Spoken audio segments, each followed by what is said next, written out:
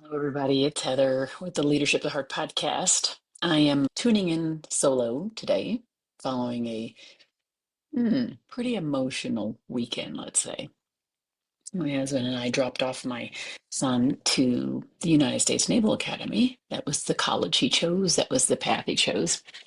And I'm not going to lie, it has been an emotional roller coaster. It was a lot of work to get him to that point where he was at.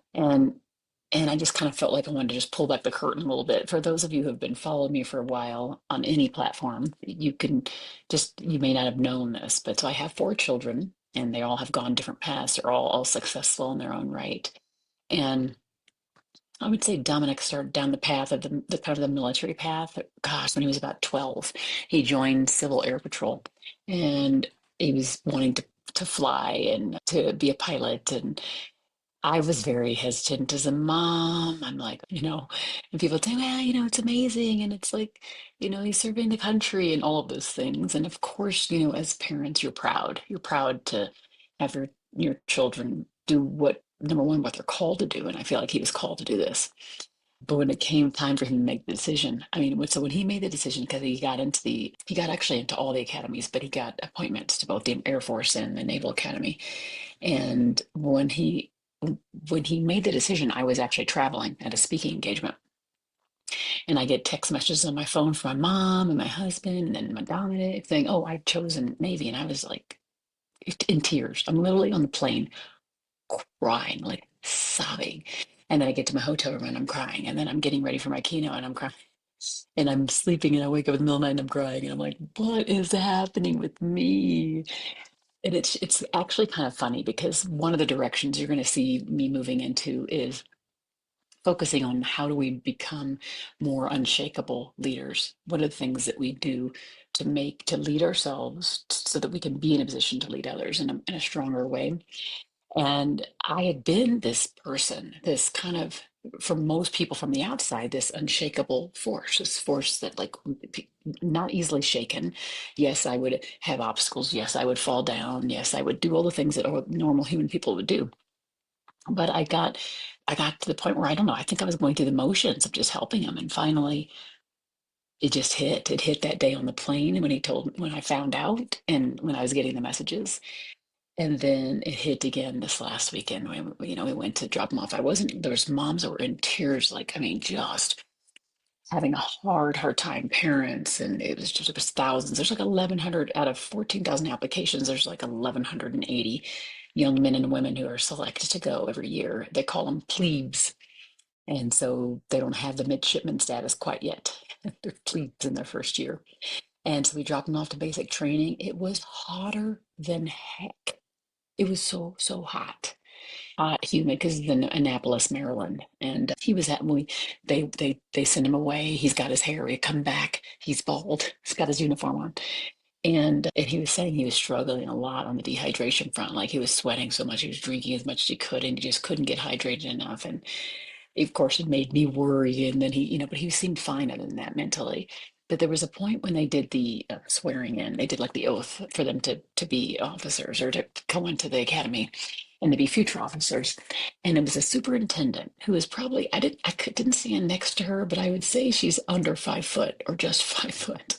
But boy, she delivered a powerful speech and had commanded all of the people in such a powerful way.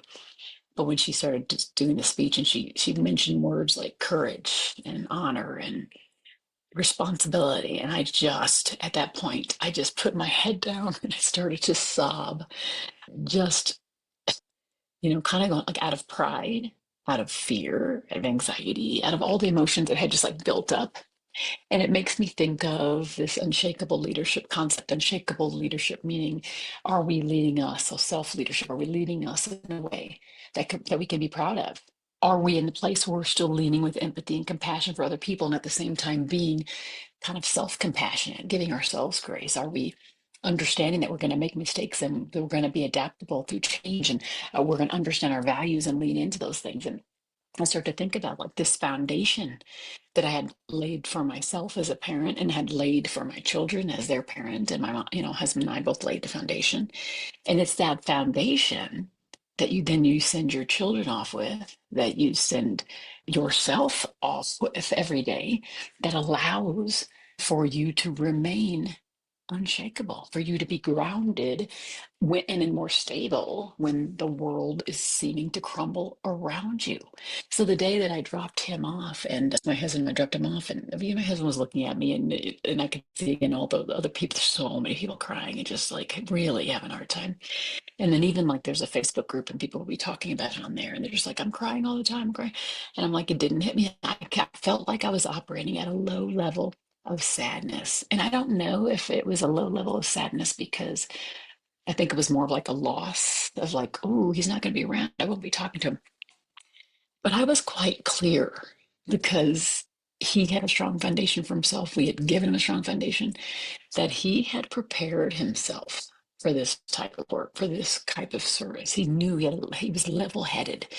He had the right head on his shoulders to understand why he was doing what he was doing. He wasn't doing it for anybody else, which makes me think more about self leadership.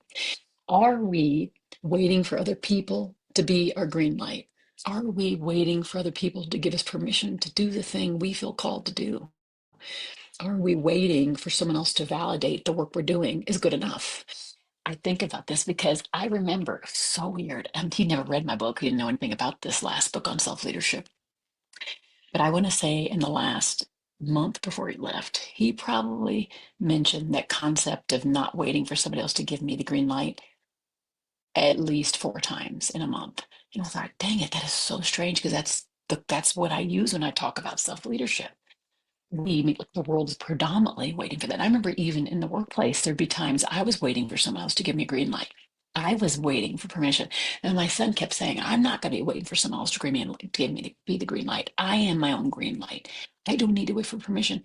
I give myself permission. I thought, dang it, at such a young age to have such a strong foundation of like clarity about who you are, what you stand for, clarity about what you're going to do with your life. And to me, it was just wow.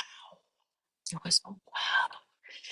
And I'm even getting a little emotional saying it now because it's like, again, how do we make ourselves as humans on the planet so unshakable? Unshakable doesn't mean, like, for example, I'm getting upset right now. Unshakable doesn't mean that I can't get upset. Unshakable doesn't mean that I don't sit down and go, oh, I give up for today. I give up for the hour. I'm not going to choose to go this path in this moment. That's not what unshakable means. What I mean by that is it doesn't mean you're not never shook, never shaken.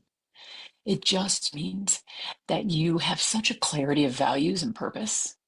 It means that you have such a clear idea of your sense of excellence, and that does not mean perfection, but more like progress and continual learning and growth.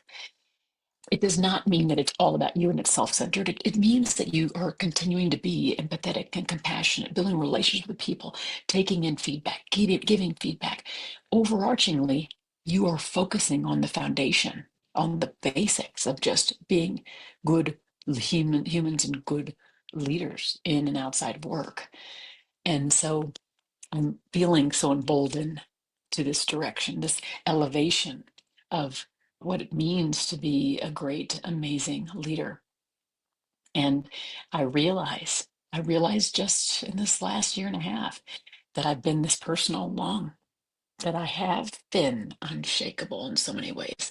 I never wanted to own it. I never wanted to claim it. And then I see my son who owns it and claims it in such clear, bold, brilliant way. And I'm like, gosh. So he inspired me to lean more into my brilliant, bright, strong, unshakable self. And now I feel again compelled to help other people do the same thing.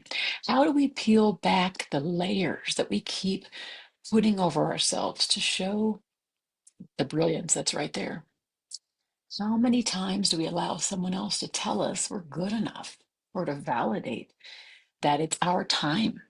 And then I see a young man like my son who is not waiting. He is not waiting for validation. He validates himself. And I know this to be true of him, that when he does not make the right decision, it was not because he was taken down the wrong path or some other person convinced him to do it. He is of sound mind and body, and he claims his logical thinking, his rational thinking, where he thinks things through unemotionally before he takes steps. And so, again, what do we learn from that journey? So now we are, see, I dropped him off. It was a Thursday, was it Wednesday, Tuesday, Thursday drop off. And now we're at Monday. And I've been watching from Facebook. They have all these different people that are doing pictures and videos. And I get to see, they say, look for, it's Waldo, Waldo Begins, which is like finding your kid inside of of the 1,100 something people as they're running, as they're whatever they're doing, they're doing all these different type of drills. And as I look, I'm like, I found him, I see him. Okay, there's like a sense of hope that I know he's there and he's surviving through it. But why would I be surprised? I've survived through it. Thanks, right? So have you. What is it that you're waiting for right now? That you need a validation to be exactly who you're supposed to be? What green light are you looking for that'll help to determine for you where you're going to go next? And is it external or is it internal? And are you already aware of it? Or are you, again, waiting for someone else to pull it out? It's already there. I promise you it is there. And when you feel it, you don't need to wait for as old as I am to get to that point. If you feel it, you need to go with it. Because guess what? The world does need you. More of you, wholly unfettered. The world needs you. I discovered that by looking through the eyes of my children. I discovered it through this last weekend, which, by the way, again, continues to be highly emotional and in an up and down roller coaster. I found my saving grace in all of this is, again, an understanding his clarity of purpose, his clarity of values, that he is a strong self leader, and that I raised that. My husband and I raised that, and the other three children who are strong self leaders. And so when I see that, I know that I can have clarity of purpose. I guess I have, that my values are clear. I guess they were. As I look at the example of those around me, and I think that we can look at this when it comes to work too. What does our team look like? What do they value? How do they show up? I can guarantee you this, that it is going to be a direct reflection of who you are as a leader, how you show up, how you validate you, how you live in your purpose and values, how you take feedback in, and how you give it from a place of compassion, care, and concern. This is not a time to run away from being empathetic, caring humans, because this is where our differentiator is. This is also not a time, though, to soften who we are, to hide portions of ourselves so that other people around us feel good. There is a balance to be struck, to be sure. But first and foremost, people want to lead, they want to follow people who are leading themselves. People want to follow people who are sure about who they are. People want to follow people who have strong values and lean into and live those as much as they can. So I'm hoping that this hasn't been TMI. I don't think so, as it relates to the journey we've taken with my son, who will be a future officer in the United States Navy. And he gives me hope. And the other kids that were there, the other young adults that were there, they give me hope. And as I look in the eyes of my children who are here and on different tracks, they give me hope that we can be unshakable and at the same time be 100% human in every single brilliant, gorgeous way. So, hats off to you. And I pray that your journey is as lumpy and bumpy and exciting and thrilling and eye opening as mine has been lately. Take care. Thanks for joining me on this Leadership with Heart podcast. Be well.